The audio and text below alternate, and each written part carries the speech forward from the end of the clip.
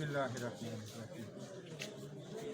ما دا بچه د څلورو ورځو نه کېږي څه لا پته وه او په دې وخت کې مطلب ما سره اس ایچ او صاحب امین زمان او ډي سي پي شاهین او هغه څه د مهارت احسان الله صاحب او د کورمي پولیسو مو سره شپه ورځ یوه کړله او مونږ یې ځانونه ونه غړولو او د دوی په همت او د دوی په توکل سره مطلب نمو د بچی څلور ورځې بعد را پیدا شوه.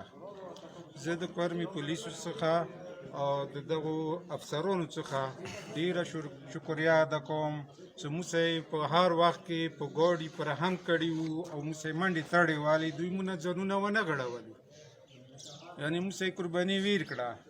زه د کورمي پولیسو څخه هم ډیر شکر ګزار یم چې موږ سره ډیره همکاري وکړله. والسلام.